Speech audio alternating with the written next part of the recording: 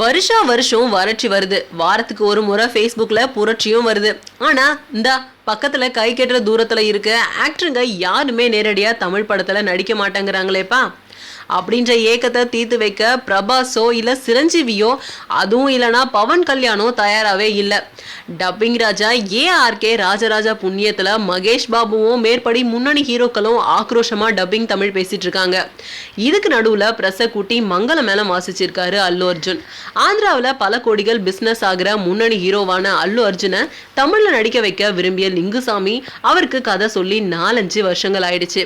ஆனா call sheet விஷயத்துல அவரு இதோ அதோன்னு இழுத்துட்டு இருக்க, எப்படியோ அந்த திருநாள் வந்துடுச்சே அப்படின்னு நினைக்கும் போது நடுவுல அல்லுவ சந்திச்ச லிங்கு, நான் வேணும்னா வேற கதை சொல்லவா, இந்த கதை உங்களுக்கு பிடிக்கலையா அப்படின்லாம் கேட்க மனுஷன் அப்செட் ஆயிட்டாராம்.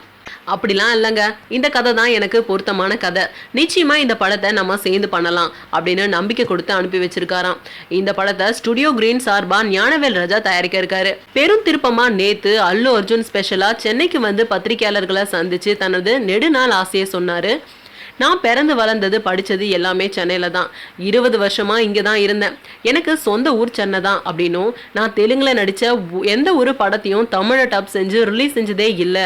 அதுக்கு காரணம் நான் பிறந்து வளர்ந்த சொந்த மண்ணில் நேரடி தமிழ் படம் நடிக்கணும் அப்படின்றது தான். எந்த மண்ணில் ஜெயிச்சாலும் என்னோட சொந்த மண்ணில் ஜெயிச்சது போல வராது. நான் இதுக்காக பல நாட்கள் காத்துட்டு இருந்திருக்கேன். அதுக்காக ஒரு நல்ல படமாக இந்த படம் அமைஞ்சிருக்குது அப்படின்னு சொல்லியிருந்தாரு அவரும். முன்னதாக பேசின லிங்குசாமி சொன்னது தான். இவரோட கிராமத்துல அல்லு அர்ஜுனை வச்சு படம் பண்றதா சிலர்கிட்ட சொன்னாராம் அவரு. அப்படியா, அவரோட டான்ஸுக்கு நாங்க ரசிகர்கள் அப்படின்னு சொன்னாங்களாம். ஏன்னா கும்பகோணத்துல அல்லு அர்ஜுனுக்கு அவ்வளோ ரசிகர்கள் இருக்காங்களா? இல்ல கும்பகோணத்தை கொண்டு போய் ஆந்திராவில் நினைச்சிட்டீங்களா? ஒரு டவுட்டு இதுதான்.